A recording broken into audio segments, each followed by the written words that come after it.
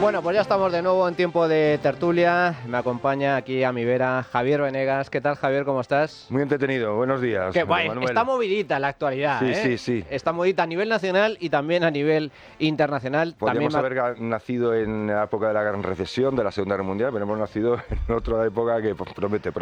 Hay una maldición china que dice, ojalá vivas tiempos interesantes. Bueno, pues está la cosa bastante interesante. No es una maldición, es una bendición. Es una bendición. Hermenegildo Altozano, ¿qué tal? Muy buenos días, Manuel, un placer estar contigo. Y Albert Gibernau, director de la Fundación Civismo, que coincidimos por primera vez, aunque es tu segunda vez aquí en La Trinchera. ¿Qué tal, Albert? ¿Cómo estás? Así es, muy bien. Y recordando la etapa universitaria, yo empecé la universidad en 2008 con la crisis financiera, tasa de paro del 8%, y acabé la universidad con la crisis de deuda soberana con una tasa de paro del 27%. Y ahora la que nos viene encima. Así es, estoy compadeciéndome de los estudiantes universitarios que estén finalizando este año su carrera. Hay una generación, la tuya en concreto, que efectivamente, y la que viene por detrás, que solo ha vivido en periodos de crisis, al menos aquí en España. Que no se quejen porque yo me he comido todas y las que me quedan. O sea, es que no me he perdido ninguna. Vamos a hablar de la Gran Recesión, claro. Bueno, precisamente de crisis, de empobrecimiento, de declive político, económico y social, va mi libro, que ya está a la venta en todas las librerías y en Amazon, Socialismo, la ruina de España. Para que no nos engañen, porque el gobierno nos vende que esto va como un cohete, como un tiro, y yo siempre digo lo mismo, como un cohete, desde luego que no. Más bien esto es el Titanic, que está se va hundiendo poco a poco, pero de forma constante y progresiva. Y aquí, bueno, pues desvelo cómo se crea la riqueza, cómo se destruye y cómo España, que en su día fue pobre y después fue un país rico, ahora que era un país rico y sigue siendo hasta el momento, se está empobreciendo poco a poco. Y también aporto las soluciones para evitarlo. Socialismo, la ruina de España, ya disponible a la venta en librerías y en Amazon. Y también, antes de comenzar, os recuerdo que desayunamos gracias a Pastelería Saúl, con tiendas en Arturo Soria, en Alcoriza, en Canillas, en la calle O'Donnell, en la calle Orense, y también con servicio a domicilio en la web pasteleriasaúl.com o llamando al 91 331 01. Bueno, señores, llegados a este punto. Un dato solo. Dime. Para tu libro: el coche más vendido en España es el Dacia Sandero. Lo sé, y de hecho lo incluyo. Y ha experimentado una gran subida de precios estos últimos años. Es un signo de empobrecimiento de este país, al igual que somos ricos. Siempre pongo el ejemplo, ¿no? El sueldo más habitual en España, el más común, el más frecuente, son 15.000 euros brutos al año. Que tú cuando se lo dices a un norteamericano, o a un suizo, o a un noruego, dice, ¿cuánto? 15.000. Te dice, ¿15.000 euros? 15.000 euros es lo que gana, no sé cómo decirte, la camarera del bar más cutre del estado más pobre de Estados Unidos, solo en propinas, trabajando 3 horas al día. Esa es la realidad. Pero bueno, aquí en España es lo que tenemos. Lo dicho, guerra, guerra, guerra. Vivimos tiempos de guerra y en este caso guerra arancelaria y guerra comercial. Donald Trump por fin ha desvelado el gran secreto que estaba oculto. Esto de los aranceles recíprocos, que de recíprocos no tienen nada, y el 2 de abril pasará a la historia como el Día de la Liberación, que es el título que le ha puesto Donald Trump a esta subida arancelaria histórica por parte de Estados Unidos contra todo el mundo, incluida una isla que solo tiene pingüinos. Bueno, y otra isla donde solo hay una base estadounidense, les ha subido las aranceles a los propios. Pero que más que el Día de la Liberación, es el día de la desesperación, porque solo hay que ver lo que ha sucedido en los mercados esta semana para darnos cuenta de que ha generado un terremoto de consecuencias imprevisibles. Albert, ¿cómo lo ves? Así es una pésima decisión para todos los que creemos en el libre comercio. Ya lo anunciaba Reagan hace más de 40 años. Una guerra comercial solo tiene perdedores, mientras que el libre comercio solo trae ganadores. Y al final esas guerras comerciales acaban perjudicando al que inicia esas guerras comerciales y al que establece los aranceles para todos, ¿no? Si Manuel me pone aranceles a mí, yo le pondré aranceles a Manuel, pero será más atractiva el comercio pues con Hermenegildo y con Javier, y seguramente nosotros nos entenderemos más y haremos haciendo negocio, aislando precisamente a Estados Unidos, ¿no? Además que favorece la ineficiencia de la economía estadounidense, porque si compraban productos a otros países es precisamente porque eran más competitivos. O sea, que perjudica a todos, empezando por la propia economía norteamericana el castañazo que se ha pegado el Standard & Poor's ha sido de órdago, el Nasdaq, todos los indicadores y también la bolsa europea. Y ayer concretamente, viernes negro, ya esto de lunes negro, martes negro, todo es negro. Negro o rojo, más bien, porque la bofetada que se pegó el IBEX ayer, 6%, una de las mayores caídas. Esta semana las bolsas se han hundido como nunca se habían hundido desde el año 2020, en plena pandemia, y llegó lo que llegó, una pandemia global con restricciones, consecuencias absolutamente devastadoras en los mercados que avanzan un escenario ciertamente preocupante. Hermenegildo. ¿Avanzan un escenario preocupante o no? Es decir, por una parte es verdad que ha habido una corrección brutal como consecuencia de una medida que Albert ya lo ha dicho, es contraria a la libertad de comercio y además en las guerras comerciales efectivamente no hay ganadores, sino hay quien pierde menos, ¿no? Lo que pasa es que yo creo que cuando cambia el viento lo que hay que hacer es ajustar las velas y no lamentarse. Y la consecuencia va a ser justamente la que apuntabas. Es decir, yo creo que desde el lado de las medidas necesarias o las reformas estructurales que va a ser necesario introducir en Europa, yo creo que ya han visto las orejas al lobo y empiezan a pensar los eurócratas que es necesario crear un espacio de mayor libertad económica y mayor cohesión, con lo cual yo creo que eso puede ser bueno porque la respuesta frente a este tipo de amenazas, que son las armas que se utilizan en la guerra posmoderna, pues puede venir por la vía de una mayor ortodoxia económica y una mayor libertad económica. Yo creo que lo sensato en este momento sería empezar a negociar a lo bestia acuerdos de libre comercio entre todos los países que están fuera del ámbito de la imposición de aranceles con Estados Unidos. Es decir, no es que se multipliquen los aranceles. Yo no entiendo por qué hay una imposición de aranceles frente a Estados Unidos. Yo diría directamente, señores, libertad de comercio, que venga aquí toda la producción americana que les dé la gana. Si lo que nos interesa ahora mismo es comprar barato y tener una estimulación de la industria europea gracias a ser mucho más competitivos. ¿Que yo puedo comprar más barata la energía? Adelante. ¿Que puedo comprar más baratos componentes electrónicos necesarios para desarrollar una industria de defensa europea? Bienvenida sea. ¿Que me salen más baratos los F-35? Perfecto. Es decir, ¿por qué vamos a dispararnos en el pie reaccionando de esa manera tan pueril y tan insana que es levantar barreras arancelarias cuando otro te las levanta a ti? O sea, yo creo que la única manera de ganar una guerra arancelaria es bajando tus aranceles en lugar de subirlos.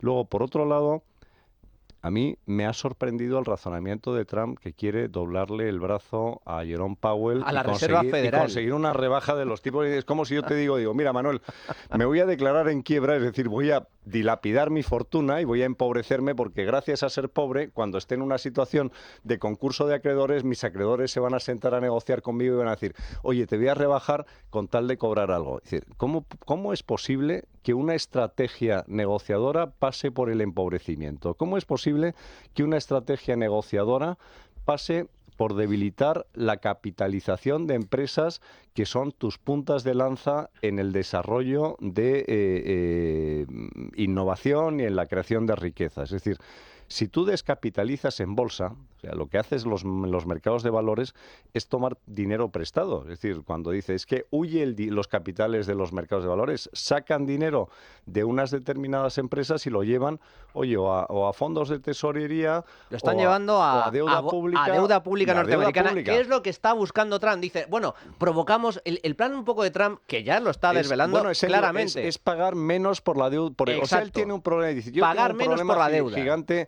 Pero claro, si tú lo que haces es provocar la huida a la deuda, estás creando un estímulo para endeudarte más. Es decir, si a mí resulta que es atractivo prestarme dinero y todo el mundo está deseando prestarme dinero y encima les da igual las garantías porque dice, este tío es solvente siempre, le voy a seguir prestando dinero, oye, el que venga detrás que arree.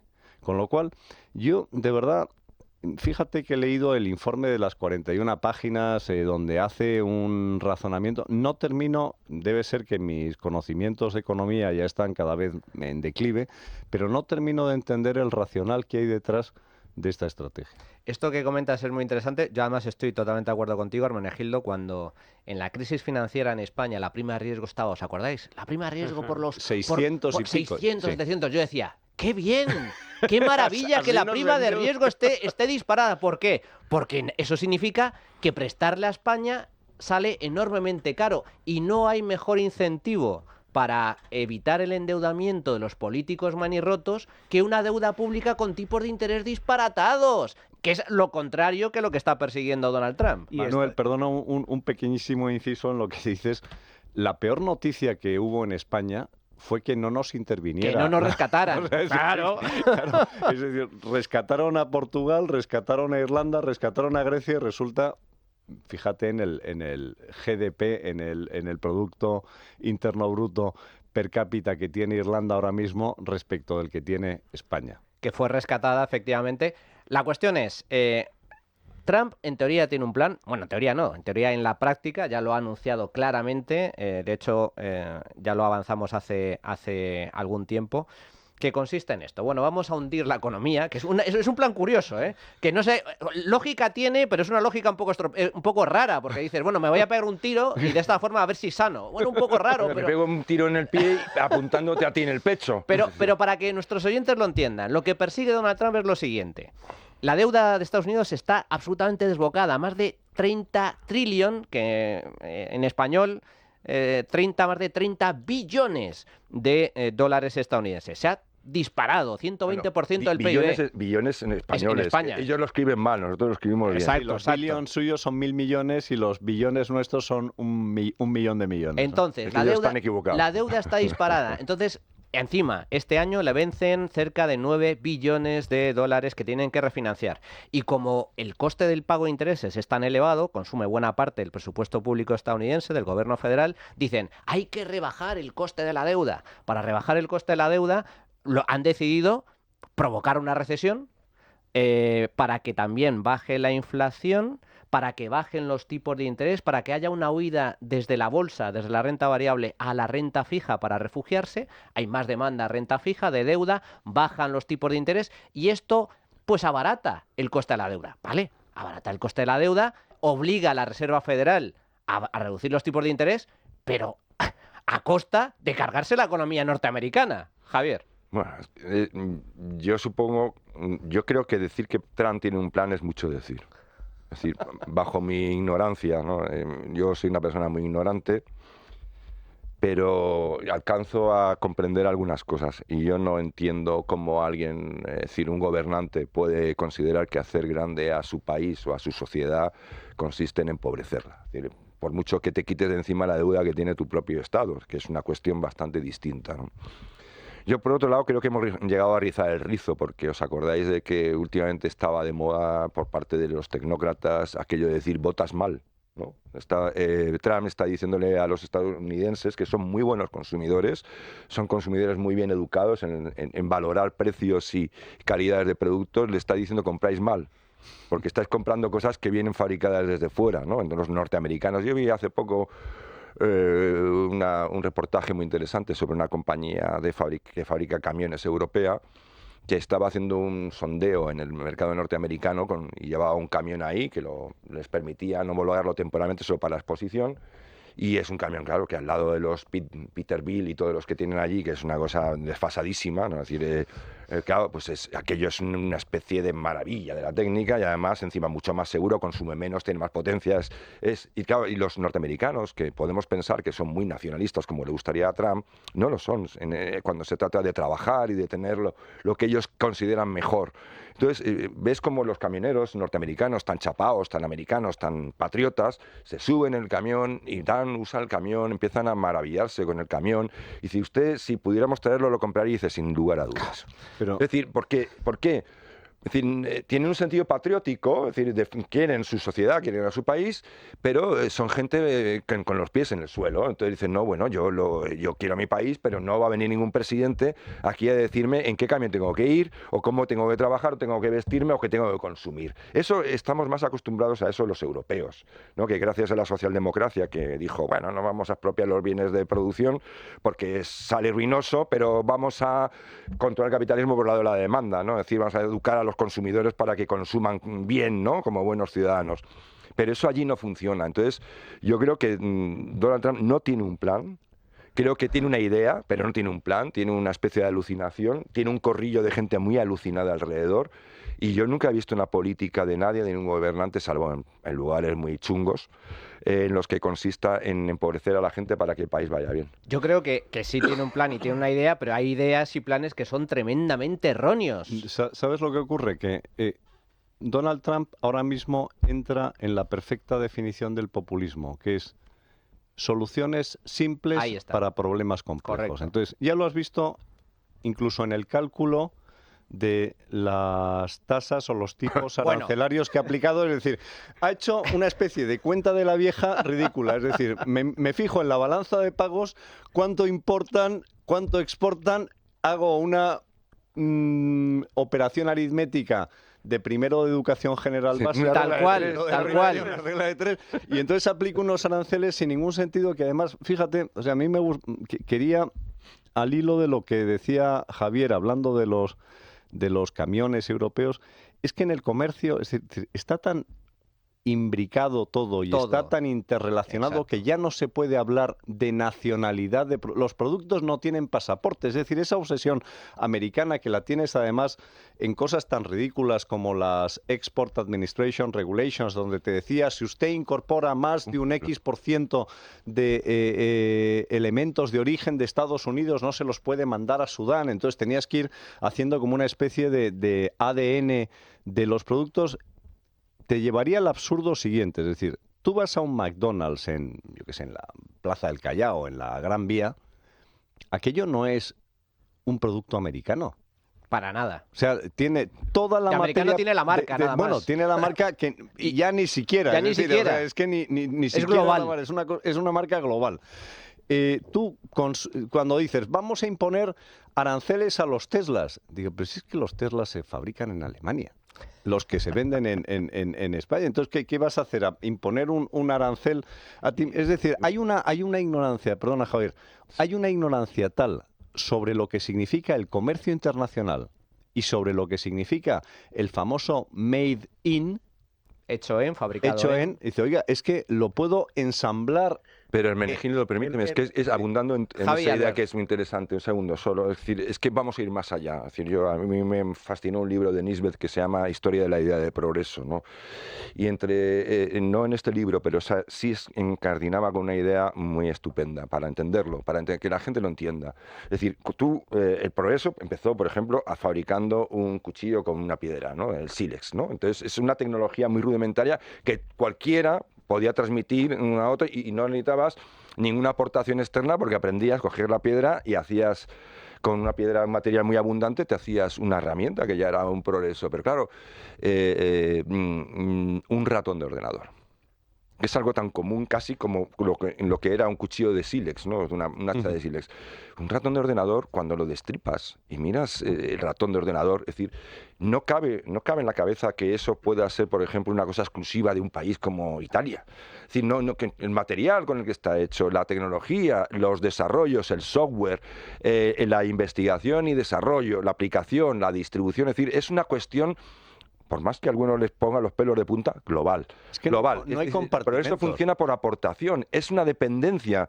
Y el mundo es un mundo dependiente, igual que es un mundo dependiente a pequeña escala en la comunidad. Todos aquellos que son muy comunitarios, viva la comunidad, pues también depende de otras personas. Pues el mundo es eso, pero amplificado, muchísimo mayor, ¿no? Dificultar y cortocircuitar el comercio internacional, el comercio en general, es un suicidio desde todos los puntos de vista. Y un peligro. Peligro total. Pensemos por un momento, y Albert, tú seguro que lo conoces, la parábola del lápiz o la parábola del sándwich, ¿no? Intenta, el lápiz, que es un instrumento sencillo, ¿no? Que al alcance de cualquiera. Fabrica un lápiz. No, ponte tú a fabricar un lápiz, tú solo, desde el principio. No te sale. Para empezar, tienes que fabricar la herramienta para picar piedra y conseguir el material de donde sale el lápiz, luego cortar fabricar un hacha. Se llama principio de la división internacional del trabajo, que está descubierto desde hace mucho tiempo. Es decir, yo no puedo tener la arrogancia de pretender ser omnisciente, omnipotente, omnipresente. Esas son cualidades que le corresponden a Dios Todopoderoso. Entonces, el endiosamiento que tiene ahora mismo Estados Unidos es muy falaz porque necesita de muchísimos elementos que se fabrican fuera de Estados Unidos y además ahí está la gracia. Es que ahí está la ventaja, porque es que ¿para qué me voy a poner yo a hacer pantalones si unos señores en China o en Bangladesh Vietnam lo hacen muchísimo mejor y más barato? Lo hacen mejor y lo hacen más barato. Mira, déjame que ponga un ejemplo nada más. Hablando con unos israelíes hace unos años, que eran productores de cítricos y tenían producciones de cítricos en el resto del mundo. O sea, ellos dijeron, dice, hace mucho tiempo que nosotros hemos dejado de exportar naranjas desde Israel. Dice, lo que exportamos ahora son semillas. Dice, porque la cantidad, o sea, el valor añadido que tiene la exportación de semillas, porque tú no sabes ahora mismo si las naranjas que estás consumiendo de procedencia Nabel Late o Nabelina de Valencia tienen una semilla de origen israelí. Tú no tienes ni idea de dónde ha venido esa semilla. Tú no tienes ni idea de dónde viene. No, como lo sepan algunos, van a dejar de consumir las naranjas valencianas, ¿no? Tú no sabes de dónde viene la tecnología de irrigación de las producciones de hortalizas del ejido y del mar de plástico. ¿De dónde viene toda esa tecnología? También, como se enteren algunos, a lo mejor se quitan el pañuelo palestino y dejan de consumir los productos frescos de la huerta española.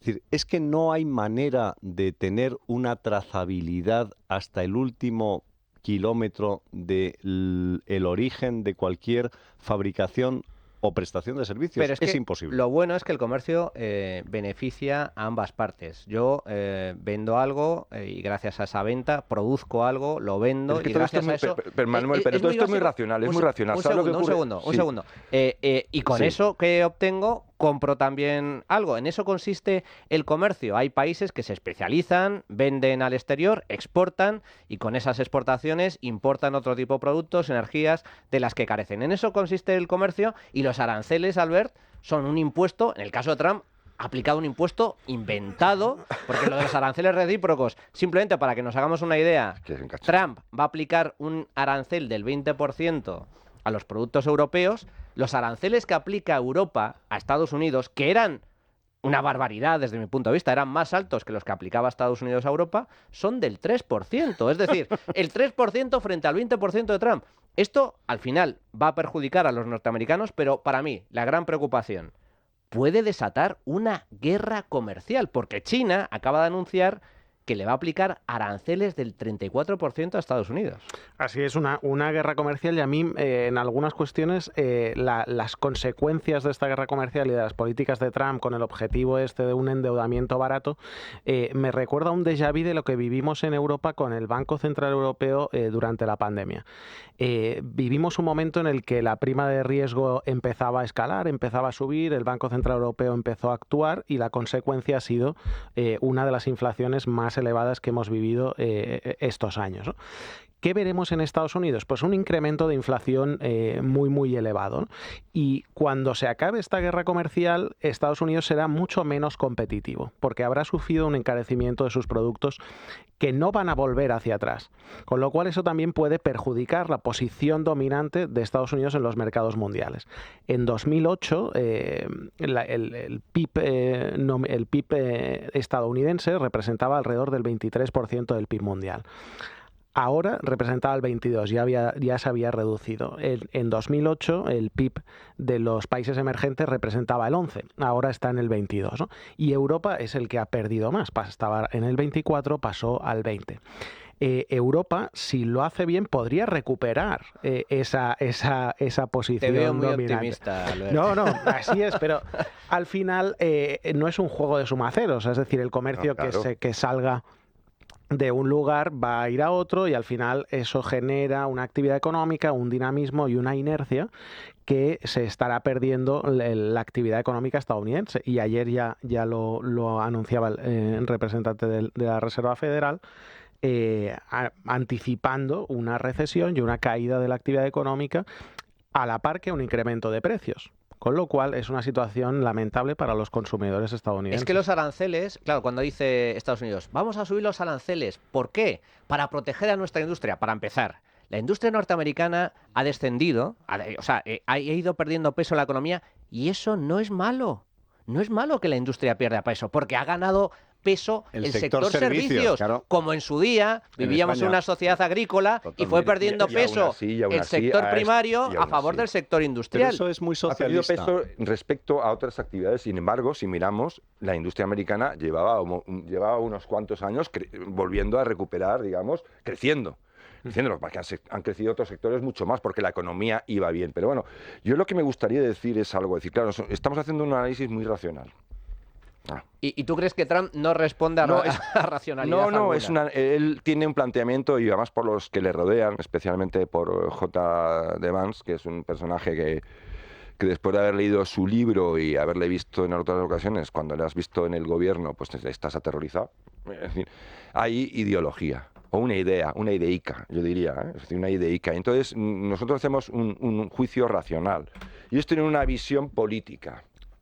Entonces, la parte económica, digamos, que la ven como algo que debe supeditarse a la cuestión política, a la idea que tienen. Entonces, no hacen un cálculo de los costes y, sobre todo, de los costes que van a suponer para los ciudadanos norteamericanos. Por ejemplo, yo veo un fallo enorme, un error de bulto, pienso yo, en pensar que, por ejemplo, uno de los argumentos que tiene Trump es que si usted quiere evitar los aranceles, venga aquí usted a producir, ¿no? Entonces, claro, como diciendo, pensando que así van a trasladarse muchas industrias allí. Mire, es muy raro que una gran empresa, una empresa o mediana empresa que tenga que trasladar su producción de un lugar a otro, ni más ni menos, igual de Alemania a Estados Unidos, ni más ni menos, con lo que supone eso, vaya a asumir esa jugada, un riesgo, pensando que este señor va a estar 4 años. Una operación de ese tipo, igual, una empresa necesita 8, 9, 10 años, incluso puede que más, dependiendo, ¿no? Es decir, entonces, ¿quién va a arriesgarse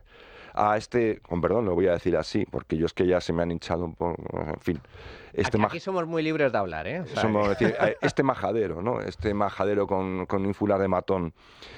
¿Piensa que alguna empresa de verdad que haga un cálculo y tenga algún tipo de planificación medianamente inteligente va a decir, no os preocupéis, vamos a invertir ahora mismo en una factoría en Ohio, nos vamos a gastar 4.000 o 10.000 o 20.000 millones de dólares a expensas de que en 4 años esto se dé la vuelta? Pero, las empresas yo creo que las empresas tienen una versión a riesgo, baja versión a riesgo en cuanto a los emprendedores, pero hasta cierto punto. Lo que van a hacer es un cálculo racional, es decir, vamos a aguantar 4 años esta presión arancelaria, vamos si acaso a montar en industrias allí de segunda categoría, productos de segunda categoría que no se pongan una gran inversión, y para el mercado local norteamericano, y vamos a esperar a ver qué pasa. Y entre tanto, ¿qué va a suceder? Pues que los que van a pagar el pato son los americanos. Son los americanos y en general los consumidores, ¿no? Los americanos y también el resto del mundo, porque estamos hablando de que, y ahora os doy la palabra, Europa también está planteándose subir aranceles. Por eso yo estaba diciendo, Albert, que te veo muy optimista. Error. Porque coincido totalmente con Hermenegildo. ¿Qué debería hacer Europa? Para empezar, eliminar las regulaciones absurdas de todo tipo, empezando por las propias regulaciones de servicios digitales que afectan a las grandes tecnológicas norteamericanas, pero que nos dan servicio a nosotros, a los españoles, a los alemanes, a los italianos. No reducir, eliminar los aranceles con Estados Unidos y con todo el mundo. Rebajar los impuestos, pero nada de eso me da la sensación de que va a suceder. Acabar con el Pacto Verde, pero nada de eso va a suceder. La Unión Europea, más bien, lo que va a aplicar es subir aranceles y reforzar la regulación. Va a ser un error. Hermenegildo y Albert. No, que precisamente también esa eliminación de aranceles, que otro día se podría hablar, también reduciría muchos problemas migratorios de personas de otros países que tienen que emigrar porque no pueden hacer llegar sus productos a Europa, ¿no? Si pudiesen hacer llegar los productos, seguramente no migrarían o no llegarían tantas personas, ¿no? Yo quería hacer 2 comentarios muy rápidos. El primero es, en una economía estadounidense con una tasa de desempleo del 4%, que es la mitad que la mejor tasa de desempleo de la economía española de los últimos 40 años, cualquier guerra arancelaria se va a traducir en incremento de precios. O sea, difícilmente va a reducir más el desempleo o a haber más actividad económica, ¿no? Y el segundo es que uno de los elementos que más se ha encarecido estos últimos años en Estados Unidos es precisamente la vivienda, y establecer unos aranceles contra materiales de construcción baratos para la construcción de vivienda va a encarecer aún más una vivienda en Estados Unidos que es ya de por sí muy, muy, muy cara. Comentario de cierre. Muy rápido. Una explicación de esta política de Trump es que a él, el resto de la humanidad, le importa un rábano, lo que le importan son sus constituencies, es decir, aquellos que le deben o a los que les debe su apoyo, y esa masa de población del medio oeste americano, de las capas más bajas de la población, lo que perciben es: este señor viene a proteger nuestras industrias. Los que viven en Detroit y han visto cómo la industria automovilística americana está en absoluto declive, aplauden con las orejas este tipo de medidas porque piensan que van a resucitar la industria americana. Pero hay una cosa al hilo también de lo que comentabais que yo creo que es importante no perder de vista. Es decir, no solo, o sea, la víctima principal de esta guerra es la estabilidad y la seguridad jurídica, es decir, la percepción de que tú tienes unas reglas de juego que no cambian, que son más o menos estables, que te permiten, como decía Javier, planificar en el medio y en el largo plazo una inversión. Esto pasa lo mismo que con las sanciones internacionales. Voy a sancionar a Rusia, no se puede comerciar. Oiga, es que yo he montado una cadena de distribución en Rusia de 500 tiendas, y desmantelar 500 tiendas no es una cosa que se haga de la noche a la mañana. Pero es que olvidan otra cosa muy importante.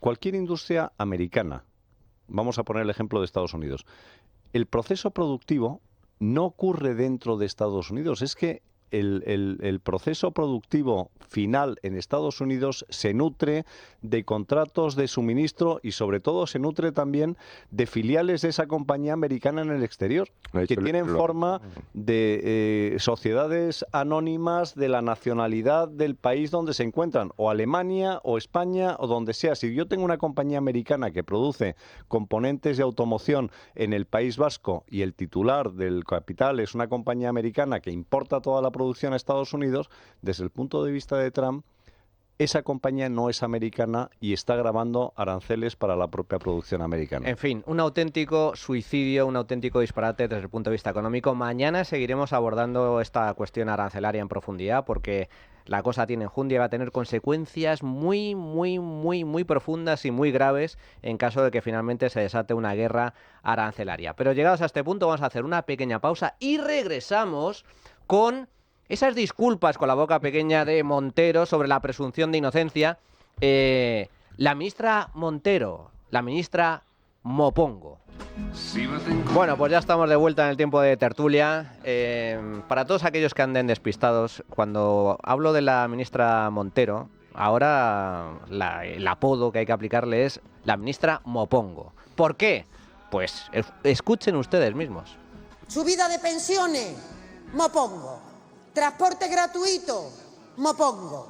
Que haya una capacidad de que el empleo sea estable, una reforma laboral que permita que los trabajadores tengan un horizonte de vida, una subida del salario mínimo interprofesional, Mopongo. Simple y llanamente porque no aceptan los resultados democráticos del pueblo, que decidió el 23 de julio que sí, que con todas las dificultades, sudando la camiseta cada día, era un gobierno progresista el que se tenía que poner al frente de España.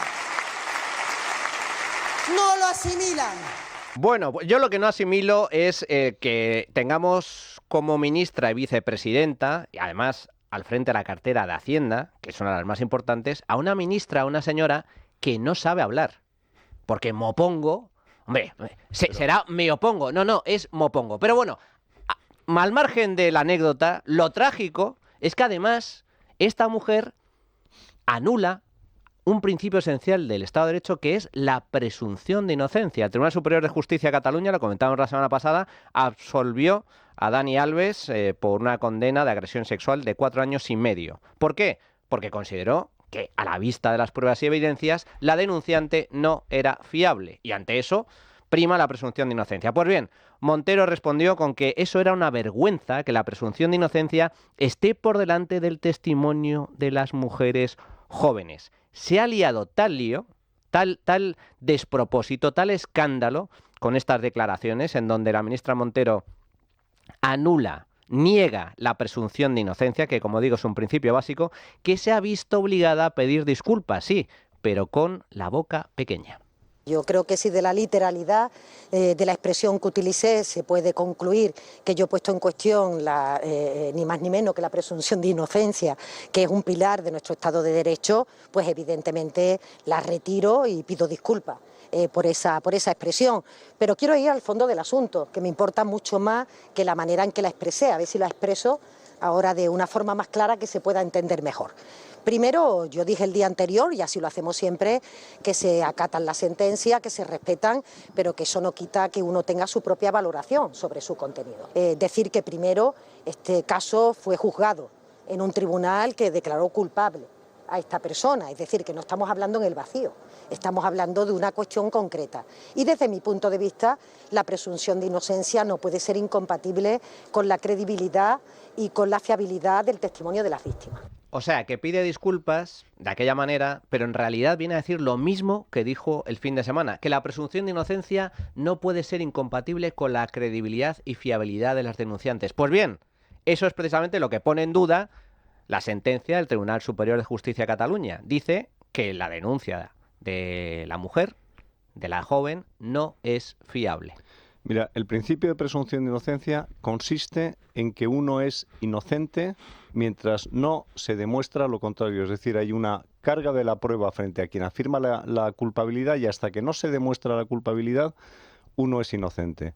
Hasta el punto de que está en nuestra Constitución, en el artículo 24, dentro de los derechos fundamentales, está en la Declaración Universal de los Derechos Humanos como uno de los derechos fundamentales y aquí hay una mala noticia para la ministra Montero. El Tribunal Europeo de Derechos Humanos, que no es sospechoso ni de fachosfera, ni de utilizar elementos antidemocráticos para sus sentencias, sino que le ha zurrado a diestro y siniestro a todos los países que forman parte del Convenio Europeo de Derechos Humanos, el Tribunal Europeo de Derechos Humanos, sentencia de 28 de junio de 2011. Dice que el derecho de presunción de inocencia no se limita a una garantía procesal en materia penal, sino que además se exige que ningún representante estatal o autoridad pública declare culpable a una persona antes de que su culpabilidad sea declarada por un tribunal. Si el Tribunal Superior de Justicia, porque en España, gracias a Dios, tenemos un sistema muy garantista, donde hay distintos filtros hasta que se determina que alguien es culpable, si el Tribunal Superior de Justicia ha dicho que no hay culpabilidad en este caso específico o en cualquier otro caso, lo que tiene que hacer la ministra es cumplir esa sentencia del Tribunal Europeo de Derechos Humanos, callarse la boquita y decir que el Tribunal Superior de Justicia lo que ha hecho ha sido cumplir con su función constitucional. Fijaos si ha generado polvareda que por primera vez, esto sucede de forma muy excepcional, todas las asociaciones de jueces y fiscales, de progresistas y conservadores, han emitido un comunicado conjunto, empezando además por el Consejo General del Poder Judicial, diciendo que esto de negar la presunción de inocencia por parte de una ministra es absolutamente inaceptable, porque, Javi, si no hay presunción de inocencia, esto significa que cualquier mujer puede acusarnos a cualquiera de nosotros, o incluso al presidente del gobierno, de haber sufrido una agresión sexual, y como yo, hermana, sí te creo, a la cárcel y punto, no hace falta juicio. Bueno, a mí lo que ha hecho y lo que dice esta señora y lo que dicen otros muchos también de izquierda, tampoco, o sea, me escandaliza porque, claro, creo que es un principio fundamental, ¿no? Básico, elemental. Pero claro, tampoco nos tenemos que llamar a sorpresas. Es decir, no nos tenemos que llamar a sorpresas. ¿Por qué? Porque hemos dado por sentado, y de hecho está bajo sentencia, una sentencia bastante alambicada y retorcida del Tribunal Constitucional, que no hay igualdad ante la ley. El principio de igualdad ante la ley ya ha sido, digamos, bueno, no voy a decir derribado, pero desde luego ya condicionado, ¿no? Es decir, ya no es un derecho indiscutible, sino que es un derecho discutible. Eso lo hemos visto con la ley de violencia de género y hay que decirlo una y otra vez. Es decir, entonces, que lleguemos al siguiente estadio, es decir, ya que nos hemos cargado el principio de igualdad ante la ley, nos carguemos el de presunción de inocencia, digamos que es el siguiente nivel del juego, ¿no? Ya nos hemos cargado también el principio de legalidad. Es decir, nos quedaba entonces todo el mundo ha salido gritando, hay fuego, va a arder la casa está ardiendo. La casa está ardiendo. Otra cosa también es que es muy habitual, respecto a lo que decía Hermenegildo, ¿no? Eso de que los cargos políticos estén señalando como sentencias paralelas antes de que los tribunales siquiera se hayan hecho la instrucción. O sea, que es así de simple, ¿no? Es cantidad de anuncios que se han hecho a lo largo de estos años de fulano es culpable, cuando resulta que al final se ha instruido el caso, los jueces han declarado que era inocente, ¿no? Con los imputados, es decir, es que lo han imputado, tiene que dimitir. Oiga, perdone, hasta que no haya una sentencia condenatoria, este señor es tan inocente como usted. Bueno, pero eso es una cuestión que podemos incluso valorar desde la ética de cada cual. Hay políticos, la responsabilidad política. hay políticos este tipo de que, motu propio, no dimiten cuando se ven en una situación así. Aquí no, claro, aquí no dimiten. Aquí ni Dios. Bueno, aquí nadie. Ha dimitido uno, pero que era un subsecretario o algo así. Ha sido una cosa en el acontecimiento con fuegos artificiales, yo creo. Y bueno, a lo que voy. Es decir, la presunción de inocencia se rompe también en la propia forma en la que comunicamos las cosas, se comunican las cosas. Por ejemplo, está un subyúdice en un asunto y se está hablando de víctima. Oiga, es un denunciante o denunciante. Una señora, un señor es un denunciante hasta que los tribunales se manifiesten, dictaminen. Estamos hablando de la víctima. La víctima ha ido al juzgado a declarar. Es que yo he leído crónicas donde se habla ya directamente, se pone una categoría de víctima. Oiga, es que no puede usted hablar de víctima porque no sabemos si realmente lo es. Entonces ya se está, es decir, ya el otro ya es por definición victimario. Es decir, ahora la cuestión es que él tiene que demostrar que no lo es. Entonces, pero yo insisto, tenemos un problema muy grave con la cuestión de la igualdad ante la ley, que es, digamos, para mí el punto de apoyo de muchos disparates y declaraciones, sobre todo, ¿no? Esos juicios paralelos, los juicios populares. Es como si hubieran vuelto los tribunales de honor. Es decir, que no es que sean un invento franquista, ¿no? Son anteriores al franquismo, pero que el franquismo, en un momento dado, decidió rescatar para algunos asuntos, ¿no? Pero estamos, digamos, funcionando en base a eso, y eso lo está haciendo la izquierda, es maravilloso. Surge, hay que recordarlo, de ese clamor por parte de la izquierda, que esto además lo pilotó Podemos, de hermana, yo sí te creo. Hermana, yo sí te creo, no. Hermana, yo sí te creo, salvo que se trate de Rejón, que se trate de Monedero. Claro, que entonces hay denuncias falsas. Claro. O de una mujer de derechas. Los mismos que negaban la existencia de denuncias falsas ahora dicen que no, claro, que ellos son víctimas de denuncia falsa. Pero es que el hermana yo sí te creo es terrible, porque si tú denuncias, tienes que demostrar que tu denuncia, hay pruebas para demostrar la culpabilidad de la persona a la que denuncias. Pero aquí se invierte la carga de la prueba. Aquí lo que pretende el gobierno y lo que pretende la izquierda en el caso de agresiones sexuales y violencia de género es que sea el denunciado el que demuestre su inocencia. Albert. A mí lo que me preocupa de todo esto es lo que hay detrás y el sustrato que es el desmantelamiento del Estado, el minar la credibilidad de las instituciones que velan por los derechos de los ciudadanos, ¿no? Y también me preocupa un enfoque excesivamente identitario de la justicia por parte de este gobierno. Es decir, si son sentencias que van contra una ley que hemos propugnado, etcétera, son sentencias malas. Si van contra algo que ha defendido unos activistas, unos ciudadanos, etcétera, es algo malo, ¿no? Me da miedo este enfoque identitario porque me recuerda mucho a lo que sucedió en Cataluña con el procés y la fractura social que eso generó, ¿no? La frase que están usando mucho y que volverán a usar mucho más de la derecha política, mediática y judicial es una frase que erosiona profundamente el Estado de Derecho, porque ponen entredicho que determinados medios de comunicación que dicen algo que no nos convence no son medios de comunicación, que la justicia, si no dice lo que yo creo, no es justicia, y en cierta manera eso estigmatiza o rompe la sociedad por la mitad, ¿no? Hace unos meses escuchamos a Pedro Sánchez decir que iba a gobernar sin el poder legislativo, ¿no? Ahora ahora parece que cada vez más están cerca de decir que van a ignorar al Poder Judicial y que no van a hacer caso de las sentencias. Y me recuerda a una imagen de Puigdemont fotografiándose con las resoluciones del Tribunal Constitucional cuando le decían que parase. No creo que estemos muy lejos de ver a Pedro Sánchez fotografiándose con resoluciones. Hay una consecuencia que es que Puigdemont vive en Waterloo porque sabe que si viene aquí va directamente con, por lo menos esposado en los primeros momentos, salvo que tenga... Estuvo el verano pasado por aquí. Salvo que se aplique la canción de los Beatles de With a Little Help from My Friends y alguien haga la vista gorda, ¿no? Pero uno de los elementos de lo que dice el Tribunal Superior de Justicia de Cataluña sobre la sentencia de Alves me lleva a pensar en Pedro Sánchez, porque hablan de las inconsistencias, de los cambios de relato, solo le falta decir de los cambios de opinión. O sea, es decir, que hay una sentencia judicial que condena esos cambios de relato, esas inconsistencias del relato. Fíjate, antes de darte la palabra, Hermenegildo, simplemente porque también ha opinado de esto, ¿quién falta en toda esta ecuación? No sé, el Gran Wyoming. No, casi. Zapatero, que también se ha pronunciado al respecto diciendo esto. Entonces, presidente Zapatero, ¿qué le pareció la sentencia? Y sobre todo, usted sí cree en la presunción de inocencia, ¿no? Hay un conflicto de presunciones de inocencia en este caso. La presunción de inocencia de ella y de él es un conflicto, porque si ella no está diciendo la verdad, estaría haciendo una denuncia falsa. Y hay un conflicto.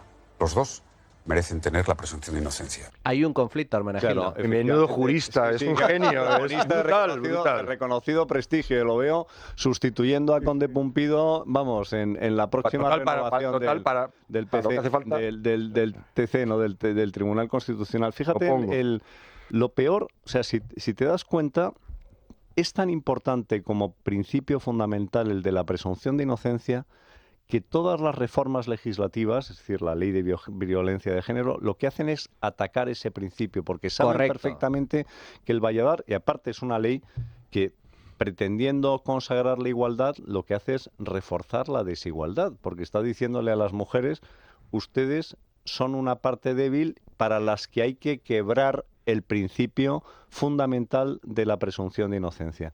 Esto es lo de siempre, es decir, a uno le parece muy bien que se le suprima la presunción de inocencia a los demás, salvo que te toca. Es como cuando te preguntan, ¿usted qué preferiría? ¿Que hubiera 100 culpables en la calle o un solo inocente en la cárcel? No, hombre, no, que haya un solo inocente en la cárcel. Digo, espera que te toque a ti. Ya verás cómo cambias de opinión rápidamente, o que sea tu hijo o tu hija la que tiene que invocar la presunción de inocencia y tú le dices que aquel principio quiebra frente a la denuncia de otro. Pero lo que hay detrás de todo ello, es decir, estos son batallas constantes.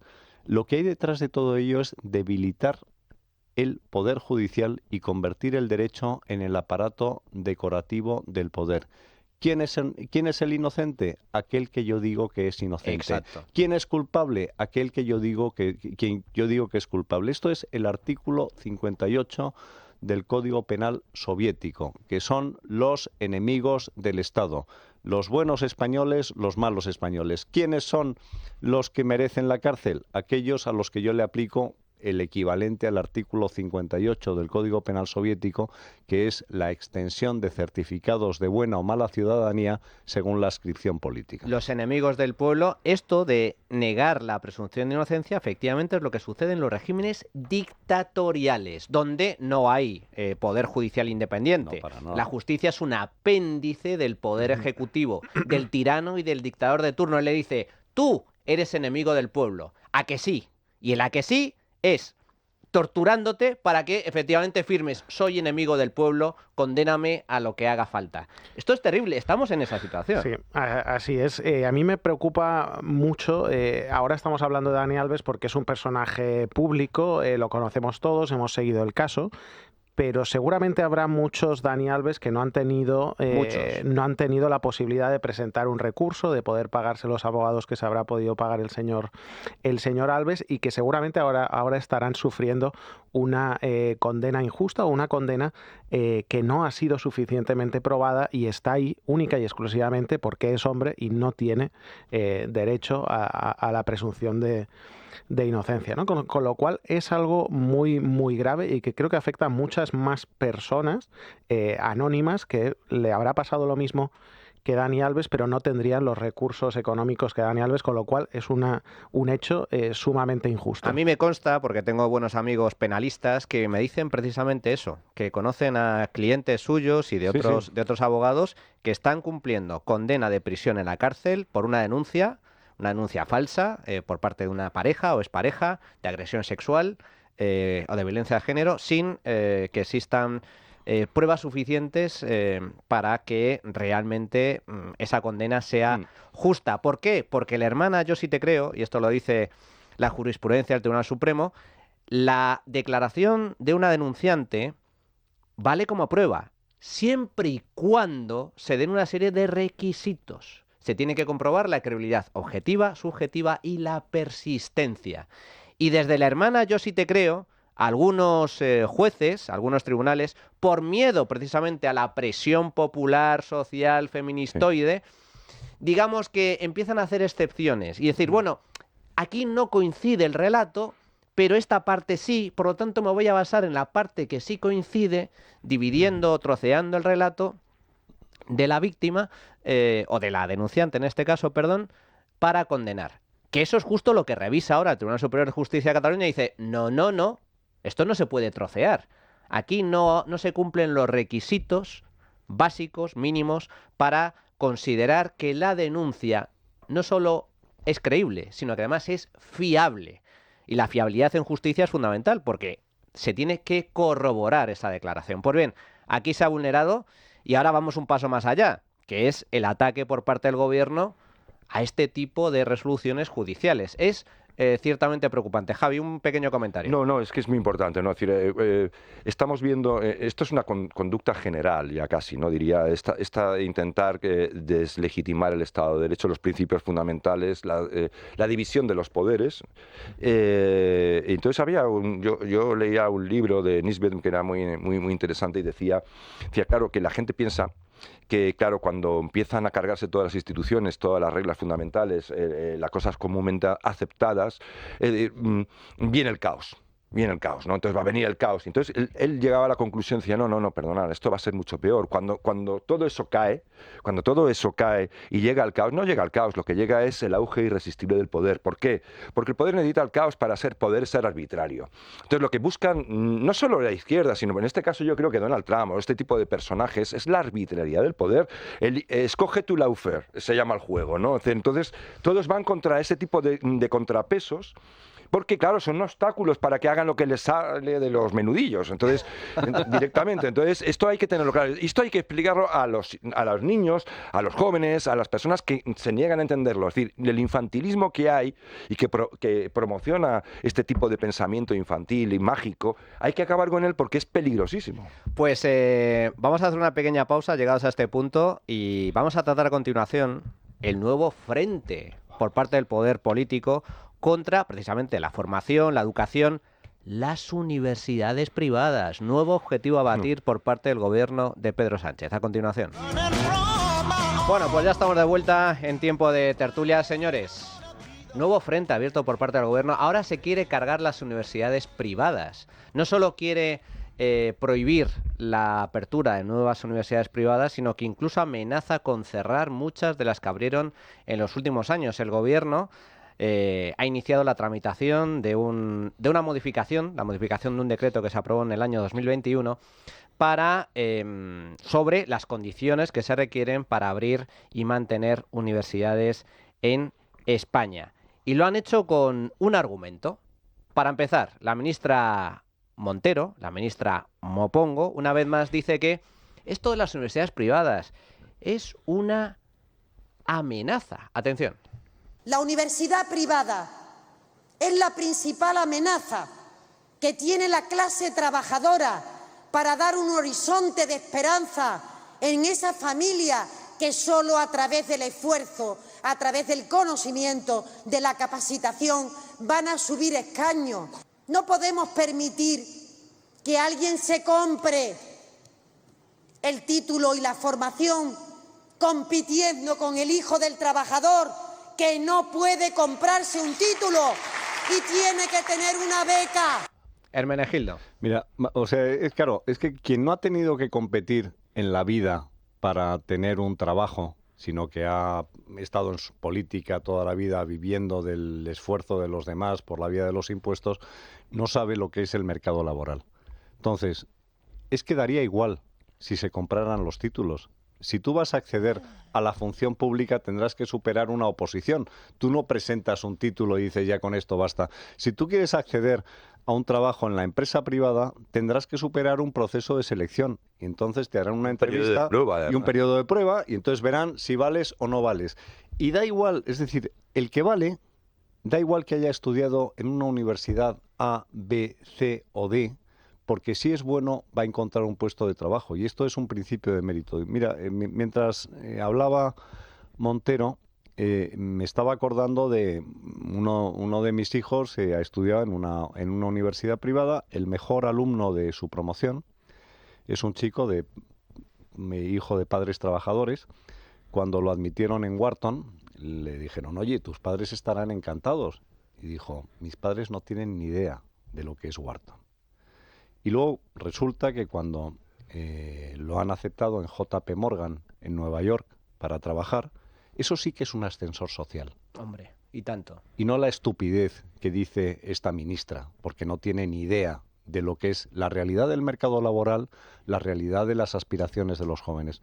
Mira, un sistema universitario en España, privado o público, en el caso del privado, tiene suficientes becas y suficientes instrumentos para que sobre la base del principio del mérito y capacidad, no sobre la base de la adscripción política o de la demagogia, de aquello de que todo el mundo tiene que tener título universitario, hace que cualquier persona pueda acceder a una buena universidad y a un puesto de trabajo. Repasamos las biografías de algunos de los principales empresarios de gente más exitosa, ¿de dónde vienen? Porque yo estoy pensando, a lo mejor, en Amancio Ortega. No tiene Amancio carrera Ortega universitaria. No es un Rockefeller. No.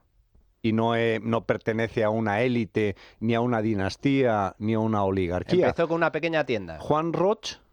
Con un supermercado pequeño también. Ya está. Y entonces, ¿qué es lo que te demuestra? Shokiro Honda, este hombre era un aprendiz de tornero. Bueno, sí. Pero es que cualquier historia de éxito... Oye, ¿quién era el Bill Gates, o quién era el fundador de Apple?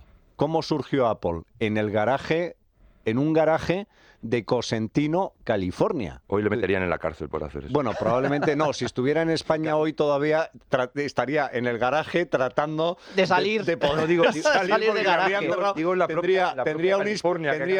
En España estaría tratando de salir del garaje porque fuera tendría un inspector de trabajo y un inspector de Hacienda. Estaría rodeado por los geos. Pero fijaos, estaba con las manos en alto. Pero es que en California también estaría en la cárcel, que esa es la diferencia.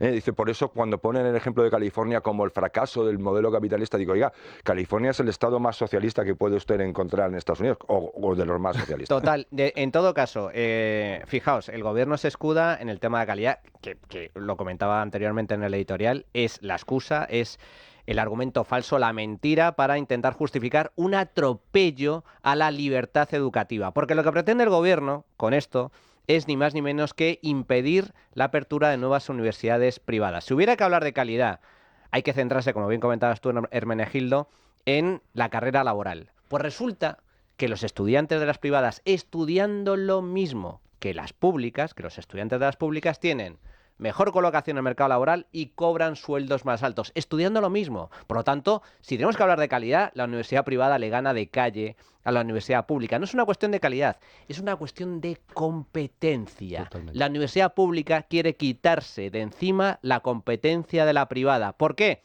Porque si hay menos estudiantes y están perdiendo cuota entre los estudiantes universitarios, si hay menos estudiantes, eso significa que la universidad pública va a tener que cerrar títulos, recortar profesores y hacer recortes en la financiación pública, en el dinerito. Albert. Así es, el gobierno debería preguntarse por qué tanta gente elige la privada, o sea, es decir, preocuparse de lo que sí que depende de ellos, que es la universidad pública y no de la privada.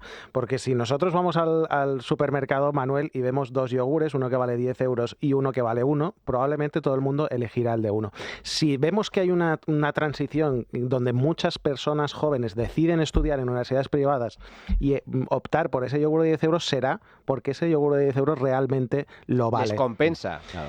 Y con lo que decía Montero, decía no que era una amenaza para la clase obrera, sino que era la principal. La principal amenaza para la clase obrera es el gobierno de Pedro Sánchez.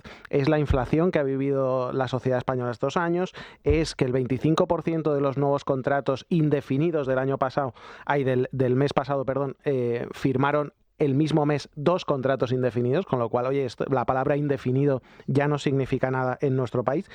Y la media de los contratos que se firmaron duraban 28 días, menos de lo que vive una abeja obrera, ¿no? Creo que es una propuesta, la del gobierno de Pedro Sánchez, basada en el resentimiento, como buena parte de las propuestas que hace, que estigmatiza a 450.000 familias que optan por la universidad privada y a 40.000 trabajadores que forman parte de esa clase trabajadora que dice la ministra. Javier. Bueno, aquí, es decir, es que además estamos en una retórica que es impostada. Es decir, estamos hablando de clases, de los obreros, de tal. Es decir, en realidad, ¿qué le importa a este gobierno? Bueno, a esta panda, porque no es un gobierno, no está gobernando, está ahí en el poder. Banda no, banda, con B. Sí, banda. O chulipandi o banda de... Es un discurso falaz, porque de hecho estoy convencido de que si llevaran esta ley adelante, habría alguna universidad privada que no cumpliría esos requisitos que supuestamente van a imponer, pero como estarían dentro de alguno de los suyos, seguramente se las apañarían para que siguiera funcionando. Estamos hablando de lo mismo que cerrábamos la primera parte, de imponer la arbitrariedad.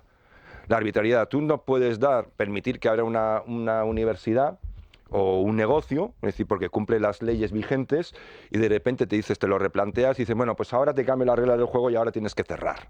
Es decir, esto es puramente arbitrariedad y lo van a utilizar en función de lo que les interese a ellos. Ellos te ponen delante una especie de, mira, un burro volando, ¿no? Te ponen la clase obrera, lo que más perjudica a las personas trabajadoras, te hacen esa dialéctica cutre, casposa, porque en España obreros ya somos todos, prácticamente somos trabajadores, absolutamente todos, menos que los rentistas, que afortunadamente para ellos no tienen que trabajar, pero en general somos todos trabajadores. Pero la cuestión es directamente engañar, es decir, todo esto son cortinas de humo. Y mala gente, porque han estudiado ahí. No, sí, bueno, eso es un ejercicio de hipocresía brutal. Pero eso es, ya va de suyo. Es decir, además, encima tienes ese rostro. Pero la cuestión que hay que decir a los españoles es que todo este tipo de medidas lo que buscan es que el que está en el poder pueda hacer lo que le dé la gana en cada momento con cada asunto que le interese. Hermenegildo, 10 segundos para cerrar. Ataque a la libertad de empresa, que eso es lo que les importa, o ataque a la libertad, punto pelota. Y luego la otra, yo hago una pregunta. ¿Quién piensa la ministra que son los trabajadores? Que cuando dice los trabajadores, todos ¿qué pasa? somos ¿Que trabajadores? somos vagos y maleantes o somos rentistas? ¿No? Yo me tengo que levantar todos los días.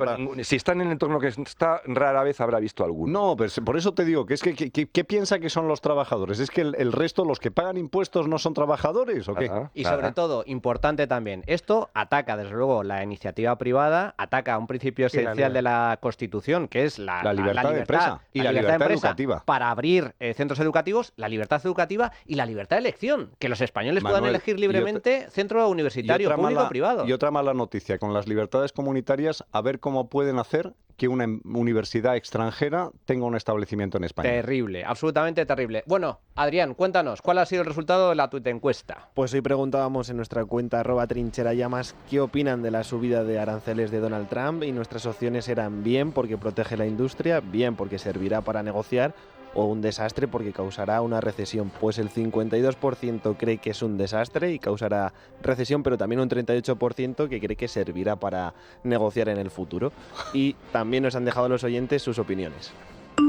Buenos días. Yo creo que las empresas españolas, así como todas las europeas, van a sufrir mucho con esta subida de aranceles.